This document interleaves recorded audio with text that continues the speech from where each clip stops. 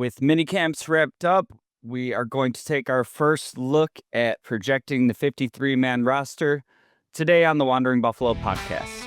You're now listening to the Wandering Buffalo podcast with your host, Justin Goddard.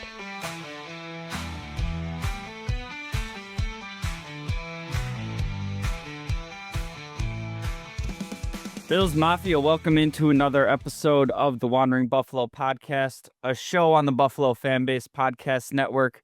My name is Justin, and I am your host as always. And today we are going to start working through my initial 53-man roster projection.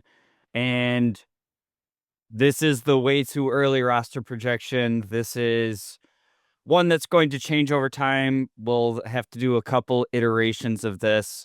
And honestly, we just don't have enough information as of right now to really get close to this. Like, not only do we have to see how some battles play out during camp, but there's going to be some roster tinkering coming from Brandon Beane. There's going to be players that maybe make this roster that aren't even on the team right now. There's going to be players that get cut from other teams that might be able to fill a role with this team. But I like doing my first roster projection kind of like right at this time of year. We're getting into this part of it's really the only actual NFL offseason. We have like 5-6 weeks where like the only kind of news you're seeing about your team is if something bad happens. Somebody got arrested, somebody's in trouble, an off-season injury. This is the time of year where the NFL like actually stops. And I know the NFL has a pretty big actual off-season, especially compared to some other sports. But when you look at the way the NFL has really kind of monetized and marketed everything to be like a marquee event, you got the draft, you got free agency, you got schedule release, then you got OTAs, rookie mini camps, mandatory mini camps. The NFL does a very good job of being pretty much a year-round, making it must-see TV type deal. This break after mandatory mini camps is the actual break in the schedule. So this is when I like to do my first roster projection, and it's really more of just like a thought experiment, thought exercise that helps me. It helps me prepare for training camp and what I'm watching for. What position battles do I think need to be zeroed in on? Where do I think there's some opportunities, whether it's, maybe a new starter, maybe a trade, things like that. So gonna go kind of quickly through this today to have the episode not go crazy long. And then some of these, I guess, more complex areas will, in future episodes, as we're working through this off-season area here, we're going to dive into some more. So starting out with the quarterback position, I think this one is pretty simple. You got QB1 Josh Allen. After that, to me, doesn't really matter much. But rounding out the room is Mike White, Mitch Trubisky, and Shane Buechele. I do think that there's a pretty real competition between Mitch Trubisky and Mike White here for QB2, and we've seen kind of Mitch Trubisky be the incumbent here. We know that he's close with Josh Allen. I do think some of the writing on the wall came last year with Mike White getting an extension in season, and there's some monetary implications to him being quarterback too. Neither of those guys really, moved the needle for me a ton. I kind of went with Mike White here, making the roster, Mitch Trubisky and Shane Buechele being cut, and that's largely just based on the team committed cap to Mike White last year. It's not anything crazy that would, preclude them from making a cut there if they needed to. There was just really nothing forcing their hand to give that extension when they did. So I do think that kind of speaks to where they would be leaning as far as the quarterback position goes. Running back room, I think, is pretty straightforward. You have not pretty much, exactly the same room as last year in James Cook, Ray Davis, Ty Johnson, Darrington Evans, Frank Gore Jr., and Reggie Gilliam. I'd throw in with the running backs here. And I don't think we're going to have any surprises here. I think your top three that are going to make the roster, four if we include Gilliam here, is going to be Cook, Ray Davis, Ty Johnson, Reggie Gilliam. I think Reggie Gilliam could maybe be the one that you make a case for. Maybe you could fill that role with, one of your tight ends playing some fullback. But with how much he contributes on special teams, how we've lost some key special teams guys, I don't think he's going anywhere. And then barring anything with the contract being weird for James Cook, I don't see any changes to the top three. Obviously, a pretty big investment with a round 4 pick or round 4 selection in Ray Davis. Ty Johnson, you just brought back on a 2-year deal. I think he's a really high level running back 3 who's carved out a nice role. Darrington Evans, I think the team likes him a lot. I think he's kind of in the mix for that explosive big play element if anything ends up happening to James Cook, if he doesn't play for whatever reason, if there are injuries. And Frank Gore Jr., I think he's around as, maybe a developmental running back 3, maybe a couple of years goes by, Ty Johnson's no longer in the mix, and you can kind of bring him up from there, but I don't see him making any waves that get him to the roster with our big 3 coming back from last year, especially with the production that they were able to have. The tight end room, we currently have Dalton Kincaid, Dawson Knox, Jackson Hawes. We have Zach Davidson and Kaliki Latu. And again, I think this is a pretty straightforward room with Kincaid, Knox, and Hawes all making the team. Davidson and Kaliki Latu being cut. I think that Zach Davidson, I wouldn't be surprised if he's back on the practice squad, but I also think that there's a chance that there's an opportunity for him to end up on another team. I think there's probably a path to him being a top 3 tight end on some teams out there. Maybe he flashes again in preseason and somebody wants to steal him from the practice squad. There was kind of maybe a chance that he could have ended up as the tight end 3 with the team choosing not to bring back Quentin Morris. But then they go out and draft Jackson Hawes, and I don't want to say Jackson Hawes is like a straight up lock to make the roster. It's not like he was a first round pick, but I think he is like a super clean projection to what this team wants to do. Being a big body for blocking in the run game. He has some level of a pass catching skill set. And I think he kind of brings, I feel like he could be an anchor to this room when we've seen Dawson Knox and Kincaid both deal with, some injuries. Say Dawson Knox goes down, then Jackson Hawes could kind of take over the blocking responsibilities while Kincaid continues doing the receiving. Or if Kincaid goes down, you could kind of use Dawson Knox for more of his receiving profile and have Hawes fill in as the blocker there. Like I said, I think he could contribute on special teams. I think that he has a very clean projection, and I think that's a pretty straightforward room.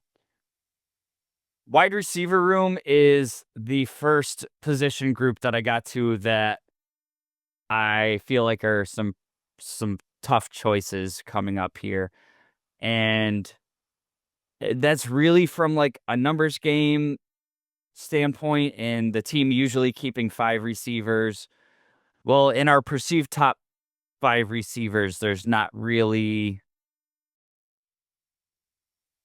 like special teams contributions from the top 5.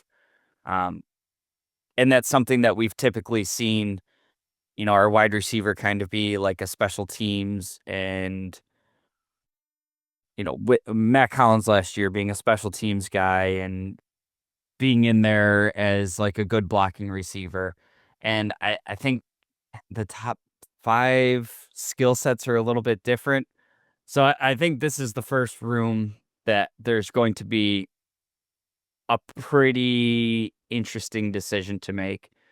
So I'll give you the whole room here, and then who's getting cut. So we got Keon Coleman, Elijah Moore, Joshua Palmer, Curtis Samuel, Khalil Shakir, Tyrell Shavers.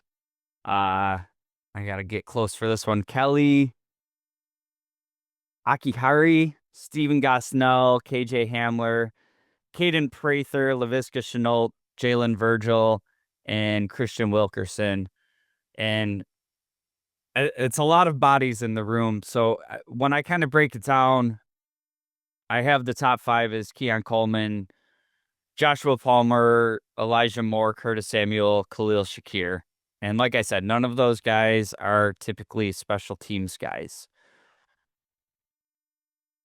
I think in a world where you want one of your receivers to be involved in special teams, and losing some key special teams guys, looking at this new kickoff rule and thinking special teams might be more in play, maybe it's a year that they end up keeping 6. And if that's the case, I kind of had it as a battle between Jalen Virgil, Tyrell Shavers, and Caden Prather. Caden Prather really just being because he was a draft pick this year. He doesn't really have a special teams pedigree. So in this edition of it, I have the Bills keeping 6 receivers and the 6 being Jalen Virgil.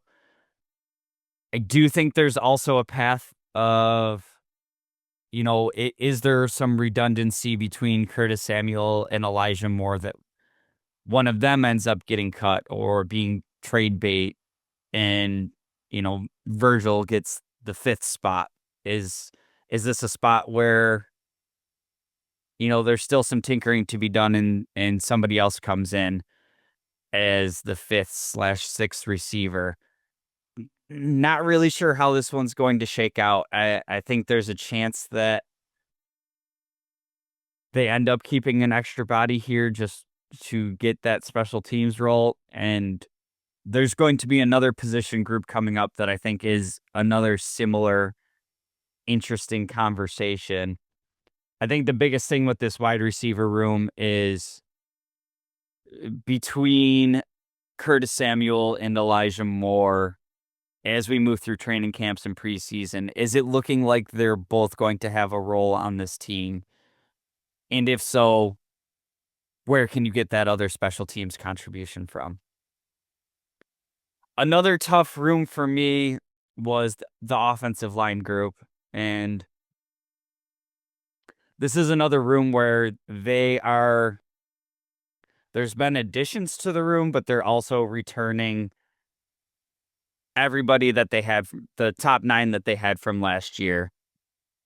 So the whole room is the Schnellman, Deion Dawkins, David Edwards, Connor McGovern, Osiris Torrance, Spencer Brown, Ryan Vandemark, Tylen Grable, Alec Anderson, Chase Lunt, Richard Garage, Travis Clayton, Rush Reimer, Cedric Van Pran Granger, Kendrick Green, Jacob Bayer, and Mike Edwards. And what I think is the most interesting storyline in this room is you have some upcoming contract implications here, and you have some reserve guys that they've shown a lot of comfortability with.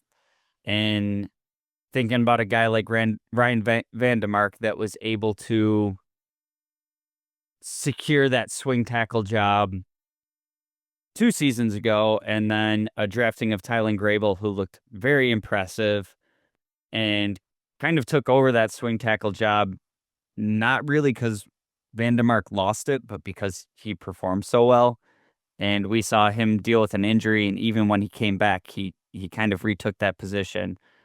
You have younger guys in, Van Pran Granger, Chase Lunt, who you just drafted, Alec Anderson, who's been your jumbo blocker.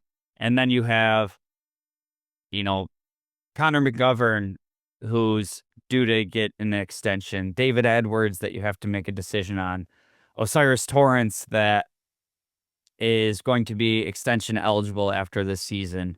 And there's going to be decisions to make here and where you want to spend the money. And layer this in with a possible James Cook deal, and there's going to be tough decisions to make here. So I think that this one will be an interesting group that I wouldn't be surprised to see some sort of trade happen here. And we've seen Brandon Bean kind of wheel and deal some of his, we got an extra lineman, let's pick up a fifth because we're going to have to cut the guy anyways. And I kind of project that happening here, but I'm not entirely sure where it would happen. So as of right now, I have making the 53, Deion Dawkins, David Edwards, Connor McGovern, Osiris Torrance, Spencer Brown, Vandemark, Tylen Grable, Alec Anderson, and Cedric Van Pran Granger, which make our cuts. Chase Lunt, who I think is going to be another offensive lineman that we draft and may end up on the practice squad, and hopefully they don't get stolen, which has happened a couple times. Richard Garage, Travis Clayton, you have the International Players Pathway program, so he can be, kind of a free slot on the practice squad. Kendrick Green, who they added this offseason, I think his direct competition for me is Van Pran Granger, and I think you have kind of a draft pick invested there, and that Georgia pedigree. Maybe you like what you see out of Van Pran Granger, and you're able to feel comfortable with making a tough decision on McGovern. Whether it would be this season, probably more likely next season. As he's been on record saying that he kind of took the pay cut to end up in the situation that he wanted in the Bills, and basically his next contract he's chasing down the money. If it were to be a trade that would happen before the season starts, I think maybe one of these reserve guys that I just said maybe getting cut, maybe some value out there for David Edwards, and you feel comfortable with a Tylen Grable taking over that left guard job. And, maybe you're in a position where you don't think Edwards is going to get huge money, but you want to spend the money on McGovern and Osiris Torrance, and you make a tough decision there. This is going to be a really interesting room for me to watch, just to see how kind of everything's shaking out. And if one of these players does end up getting traded, who is it? What's the implications after that? Maybe Alec Anderson is a guy that could get traded, and you feel good about one of these next guys stepping up to be that new insert jumbo extra lineman blocker. Maybe Hawes takes over more of that role. Maybe Alec Anderson is the new guy that you want to start and, makes David Edwards feel expendable to you. It's hard for me to want to tinker with this room at all. It's being, kind of the best offensive line that we've put together in front of Josh Allen. And not really wanting to mess with that. But it kind of being a numbers game here that there might be some tough decisions to make. The defensive line is another really difficult group as a whole. I have defensive tackles and defensive ends, in two categories here. And I think what makes this way more complicated is trying to figure out how this is all going to shake out with the suspensions of Michael Hoyt and Larry Ogunjobi. For this exercise, I'm kind of ignoring their suspensions and trying to see what it looks like with them on the roster. And I think this is another room, again, kind of looking at this as a whole, is how are things shaking out throughout training camp and preseason, and is there a trade to be made here? Because just based on the numbers, it's looking to me like you're going to end up cutting a guy that you probably see some value in, and not just letting them walk. So looking at the defensive tackles first, Ed Oliver, Daquan Jones, TJ Sanders, Deion Walker, Dwayne Carter, Larry Ogunjobi, Zion Logue, Marcus Harris, and Casey Rogers. And I think this one is pretty straightforward. I have Ed Oliver, Daquan Jones, TJ Sanders, Deion Walker, Dwayne Carter, Larry Ogunjobi, making it with Zion Logue, Marcus Harris, and Casey Rogers being cut. But I mean, that's also talking about carrying 6 defensive tackles as we, include the edges into this group. If I kept everybody I want, we're at 12 total defensive linemen. I think that's a bit high. I see them maybe carrying 10, maybe 11 if you do some crazy gymnastics somewhere else. But again, I think with Michael Hoyt and Larry Ogunjobi, I think this is going to give you a chance to see how these young guys are shaking out before you can make one of these difficult decisions. And maybe that's a surprise cut of Daquan Jones. I don't really see it. He's really the only guy on this roster that kind of plays that true one technique. I mean, we got some big boys in there in Deion Walker and Dwayne Carter and Larry Ogunjobi that are all kind of more of a 3 technique. We did hear some talk this offseason about, Dwayne Carter kind of training and transitioning to more of a 1 tech, but I don't know. The scouting report on him was really more of a pass rush profile, so I guess we'd really have to see, how clean things look there on if you're willing to move on from Daquan Jones. I don't see that happening. What I think is the most likely case here, unfortunately, is, maybe all those guys make it with the Ogunjobi suspension in play, and as he's ready to come back, maybe we see a bit of a redshirt year from Deion Walker. Maybe it even happens before the suspension before you have to deal with the suspension. I know they've talked about taking things slow with Deion Walker and, really making sure he's right. And for me, when they made this draft pick, it sounded like more of a long-term investment than a short-term play. And I could see that being a path to, somebody that gets tossed on the injured reserve with, whatever injury they want to talk about. And maybe by the time, that injured reserve stint would have to come up, maybe you're dealing with an injury, kind of the same thing with the suspension. Maybe an injury pops up and the numbers game takes care of itself. But I think for a position group that you really felt like there was a lot of room to upgrade last year.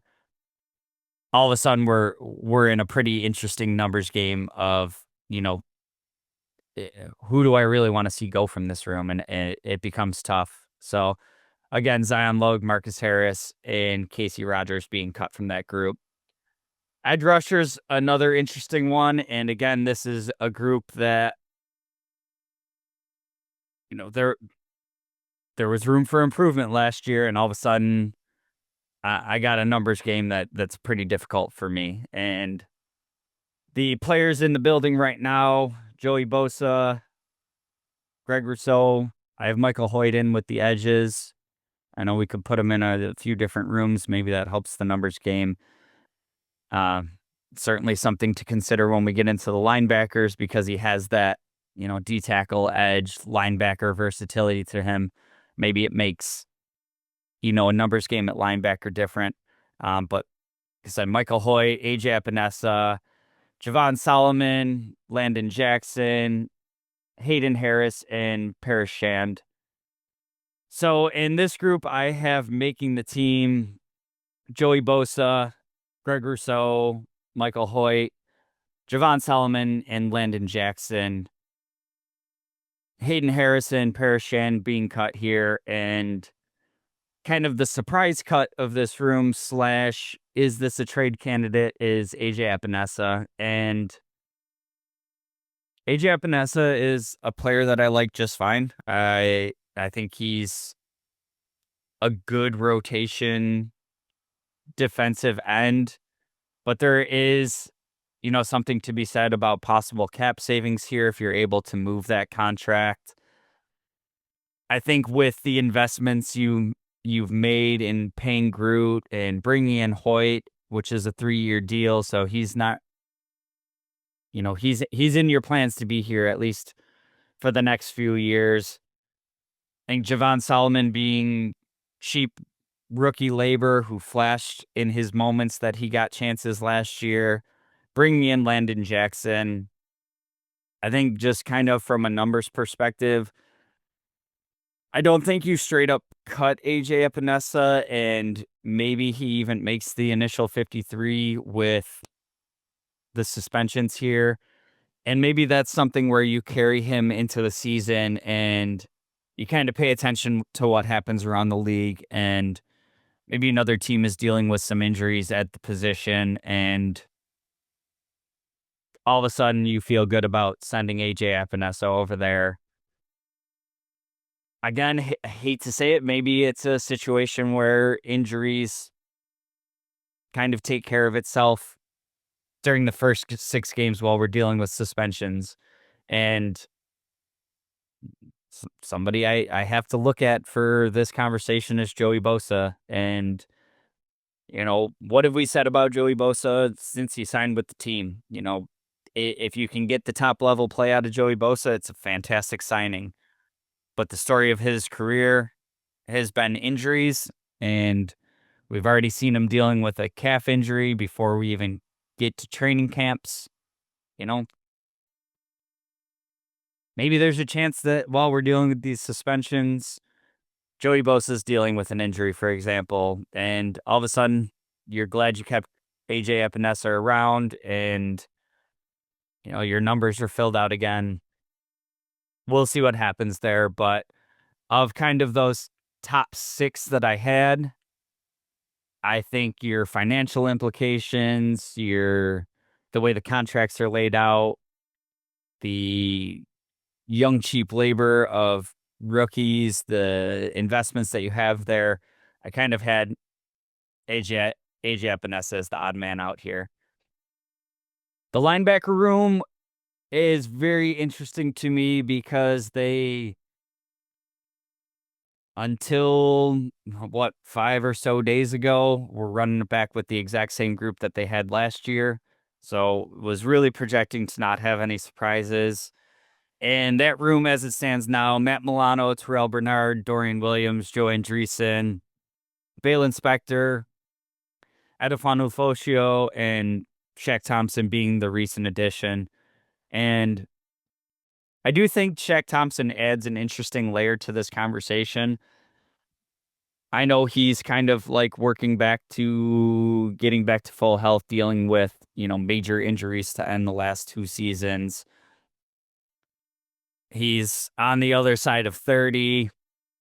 There's a lot that goes into that, but I think there is room for optimism at a chance that maybe he makes the roster. Maybe he's around as that break glass in case of emergency player, and you try to get him on the practice squad and keep him around.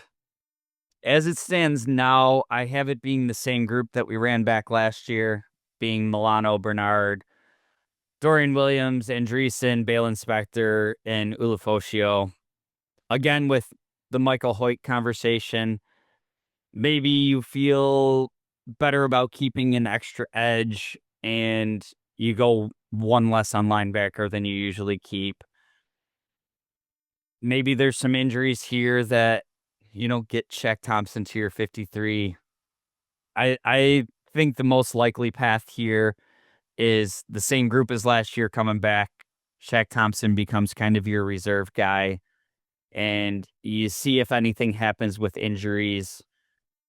The guy I'm kind of looking at is Bale Inspector. We know that he's dealt with a ton of injuries, and what's more alarming about how many injuries he's had is like a lot of injuries stacked up against how much actual playing time he has. So I could see it being a position where, you know, McDermott and staff are comfortable with, Shaq Thompson's knowledge of the system and, you know, being ready to go at a moment's notice, and Bale Inspector gets pushed off the roster. The way I have this shaking out is kind of anticipating a Bale Inspector injury, and whenever that happens in the season, if there's injuries to a Milano or Bernard or whatever the case may be, and you start having to tap into depth, maybe that's the time that you bring Shaq Thompson up until the active roster. Until then, he's kind of a stash guy. What I think is interesting in this room about Shaq Thompson is we've seen Dorian Williams come in more of that Matt Milano role and not necessarily the Mike linebacker position. And that's been where we see Spector come in. We've seen it be AJ Klein. We've seen that depth need to be tested, and it hasn't been Dorian Williams filling in that spot. And we know Shaq Thompson can kind of play both. I think it'll be interesting to see the development from Dorian Williams here and how he ends up on the field. Do we see more three linebacker sets? I think Joe Andreessen has gone from this fun story to a guy that's produced every chance that he's gotten to be on the field. So do we see a step forward from him in that we're more comfortable with his roles on special teams and as a depth linebacker that you're willing to make a decision elsewhere? We also have Edifon Ulofoshio, who's a draft pick that we haven't seen get on the field a ton. So I think the depth in that room and the coaching staff's confidence in those players will kind of speak to how this room shakes out. But I think they've already given kind of a ringing endorsement for the guys that they have in the building, being that the only change they've made to the room was adding a 31-year-old linebacker coming off of an Achilles injury. I think that speaks to the comfort they have with the room. Last one here that had me really scratching my head on how this one's going to go is the cornerback room. And this is a room where it's very similar to the wide receiver room for me, and that kind of my perceived top options here don't really contribute on special teams. So I'll give you the full room and then kind of get into more of my thoughts. And I think this is the room with the highest chance of it not shaking out how I have it here. And honestly, I toyed with this cornerback room for about as long as I spent doing the rest of the roster because I think there's so many difficult decisions to make here.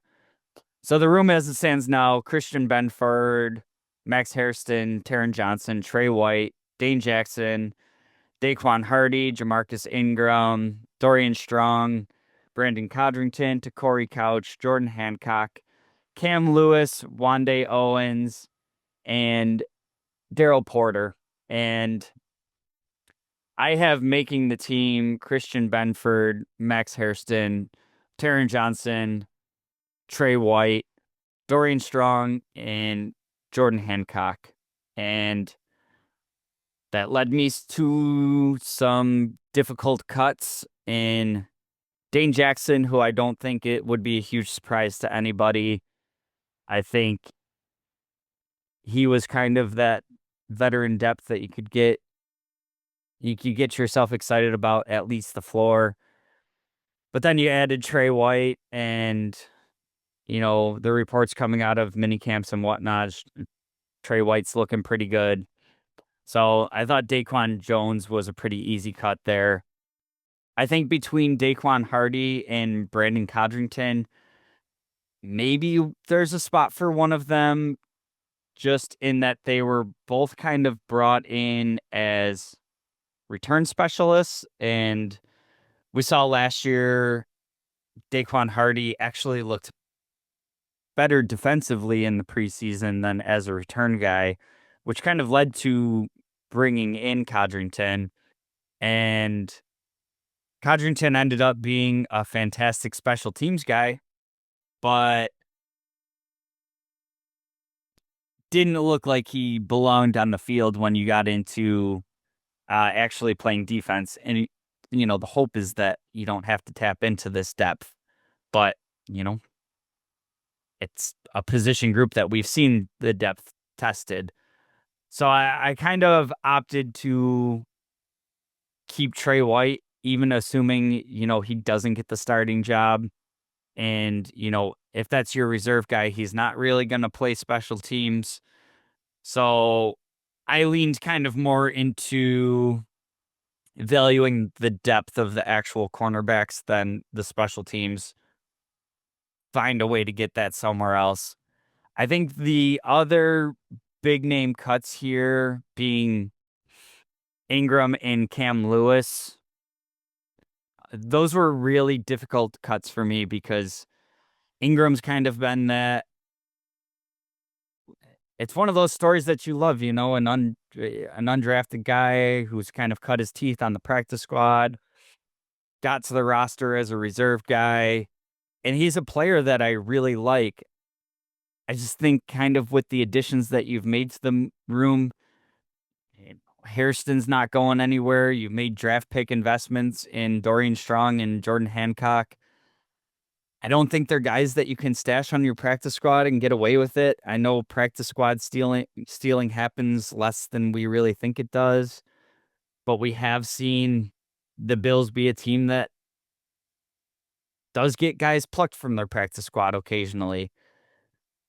I kind of looked at this room as maybe Dorian Strong's one that doesn't make it, but he's also, had rave reviews coming out of camp.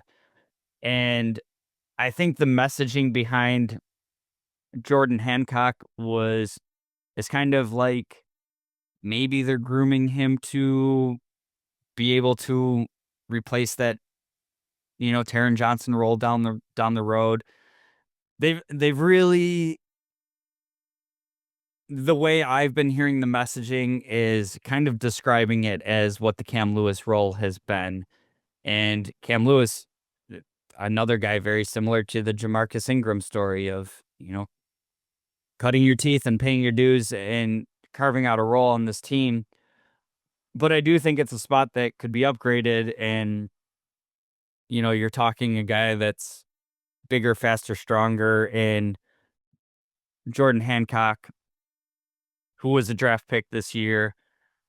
A lot more athleticism. I think he has the chance to really upgrade that and maybe have a future as a starter for you. So I don't think you want to play games with trying to sneak him onto the practice squad. I have the team kind of betting on youth in this position group and kind of pairing that with a veteran mentor in Trey White who maybe doesn't play a ton, but you keep him around as that high level. We're keeping the floor, in case of injuries, anything like that. And other than that, we're kind of leaning into the youth movement here. I will say that I think the cornerback room is where I have the biggest chance of being completely wrong. I think we've seen the team kind of show a propensity to leaning into guys they trust, guys that know the system, guys that give you a higher floor and kind of less variance. So I think that'll be an interesting one to see how it shakes out. And kind of one more asterisk here as we move into the safety room. I do think you have some versatility with Cam Lewis in that he can play safety for you in a pinch as well. So the safety room, Cole Bishop, Taylor Rapp, Derek Forrest, Damar Hamlin. And then, like I said, depending on what happens in this room, maybe you decide to keep Cam Lewis for his special teams, his versatility, whatever. But I have in the safety room Bishop, Rapp, Forrest making it, Damar Hamlin ending up getting cut, and kind of, again, looking for maybe Jordan Hancock as, a player that could play some safety in case of an emergency.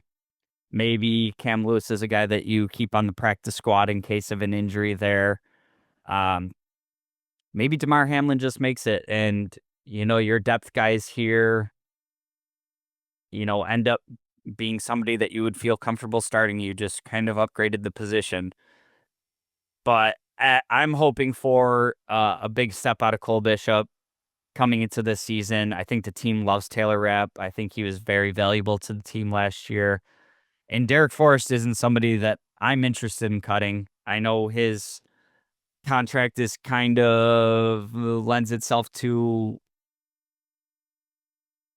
it's a very cuttable contract if you chose to, but I think that he's a very intriguing player who I really want to see more from with this team. And I I will not have any roster projections where Derek Forrest is getting cut unless something crazy happens. I think Damar Hamlin is fine. I think he is actually a serviceable starter in the NFL. I think the upside play of the other players in this position group kind of just make Damar Hamlin the odd guy out for me here. Wrapping up with the special teams, I think two of the three are super easy. Said the same thing last year. I'll say it again this year. Reed Ferguson as your long snapper. Give him a lifetime contract as long as he wants to show up and play football. I can't remember a time where I've had to deal with watching a game where a bad snap from Reed Ferguson was something we had to talk about. So keep him around as long as he wants to play football. Tyler Bass, I thought it was interesting that they didn't bring in any competition for. I think there's less of a conversation about him at this point with kind of, we'll start at that 61-yard field goal and beyond. I think he kind of put some of his struggles to bed. I thought they would at least bring in some competition for the training camp portion of the program. It's just Taylor Bass right now. And then between Jake Camarda and Brad Robbins, I'll be honest with you, I don't know enough about either of these guys. I know they're both pretty young players that were, pretty decent draft picks. And moved on from their teams pretty quickly. I think we see this happen with some punters in the NFL where they kind of go through, a little bit of peaks and valleys early and end up with a new team and get it all together and have long careers with that team. I have Jake Camarda making it as of right now. To me, it could very easily be either one. I think they're very similar stories. So we'll see what kind of news we get coming out. But I think this is going to be one that kind of gets settled with who looks like they have the best chemistry, being a holder for Tyler Bass and the whole kicking group there between Reed Ferguson, Bass, whoever's going to be the holder. I think that's going to be ultimately what decides that position as far as punters go. But that's it. That's the initial 53 for me. Like I said, there's going to be tons of changes. If I go back through this with a clean slate right now, I might have a couple different changes, but that's where I landed for now. Drop me a comment.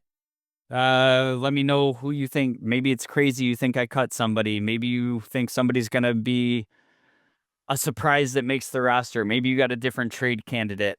Drop it in the comments. I think this episode in particular is a good one to have discussions with. And like I said, we'll keep revisiting this throughout the off season. But as always, I appreciate you being here. I ask that you like, share, subscribe, tell a friend about the show. More episodes coming out all throughout the off season, so make sure you're subscribed so you don't miss any of it. Thank you again for being here. Sorry, this is a little bit of a longer episode. I told you it was going to happen, but coming episodes, we'll get into some of these position battles a little bit more and needle up, needle down, who I think could, really rise and fall as we get into training camps. But we'll get into that in future episodes, so make sure you tune in. Until then, and as always, go Bills.